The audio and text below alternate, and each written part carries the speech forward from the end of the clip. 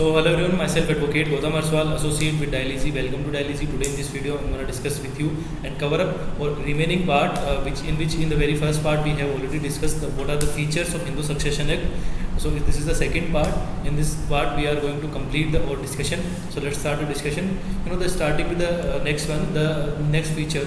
The rules of succession are different for the property of males and females. In the case of a male who dies intestate, class 1 heirs are usually given preference over class 2 heirs, and class 2 heirs are further preferred over any other heirs. And the next one is the act further abolished the limited estate of woman, and she is now the absolute owner of her property irrespective of its source. Earlier she was a limited owner, and the rights of her property were exercised by her husband.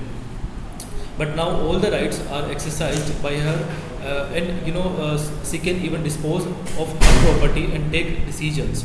The next one is the act also recognizes the right of a child in the property who is in the mother's womb, which is basically described under section 20 of the act.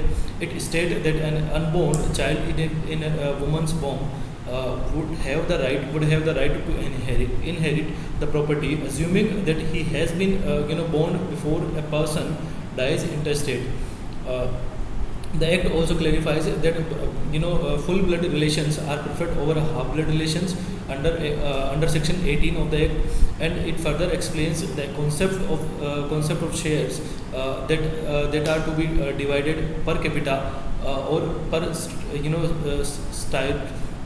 Division of shares is division of shares in which a share is given to a branch of heirs as a whole, and such heirs inherit property or as tenants in common under section 19 of the act.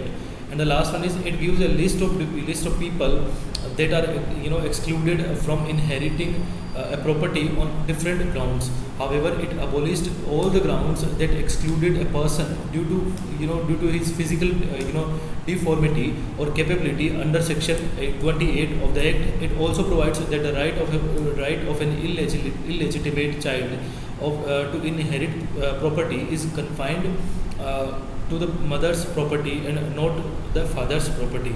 So I hope you're pretty much clear with the facts. In case of any doubt, any confusion, do let me know in the comment section. See you on the next video with some more information.